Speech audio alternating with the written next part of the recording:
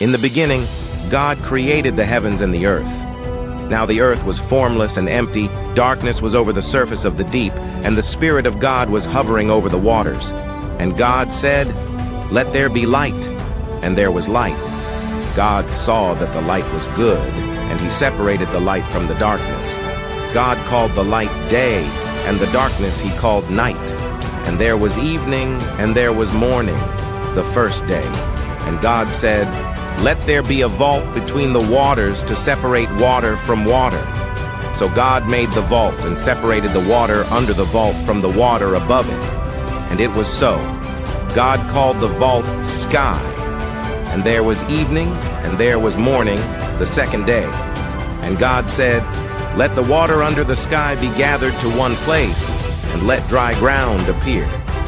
And it was so. God called the dry ground land, and the gathered waters he called seas. And God saw that it was good.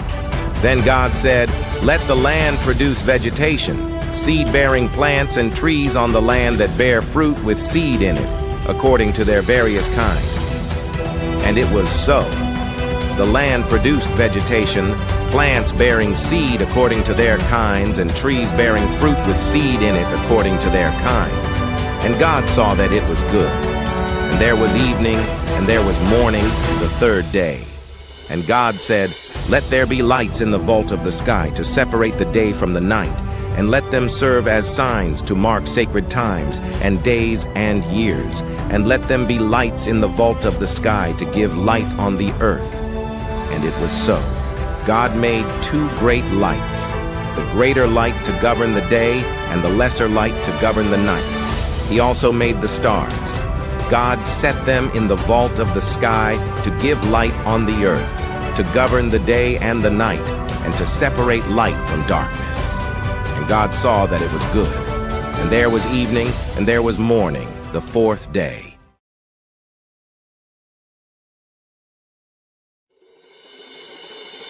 And God said, "Let the water teem with living creatures, and let birds fly above the earth across the vault of the sky."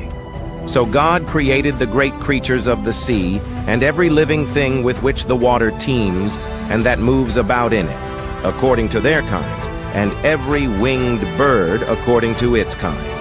And God saw that it was good. God blessed them and said, "Be fruitful, and increase in number, and fill the water in the seas, and let the birds increase on the earth." And there was evening, and there was morning, the fifth day.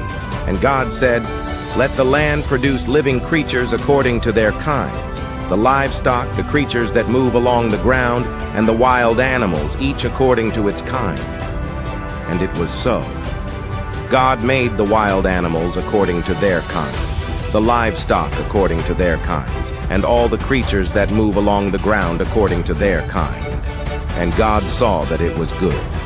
Then God said, "Let us make mankind in our image, in our likeness, so that they may rule over the fish in the sea and the birds in the sky, over the livestock and all the wild animals, and over all the creatures that move along the ground." So God created mankind in his own image. In the image of God he created them. Male and female, he created them. God blessed them and said to them, "Be fruitful and increase in number. Fill the earth and subdue it. Rule over the fish in the sea and the birds in the sky and over every living creature that moves on the ground." Then God said, "I give you every seed-bearing plant on the face of the whole earth, and every tree that has fruit with seed in it. They will be yours for food.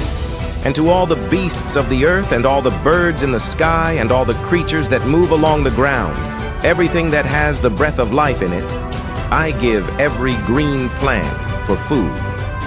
And it was so. God saw all that he had made, and it was very good. And there was evening, and there was morning, the sixth day. By the seventh day God had finished the work he had been doing, so on the seventh day he rested from all his work. Then God blessed the seventh day and made it holy, because on it he rested from all the work of creating that he had done.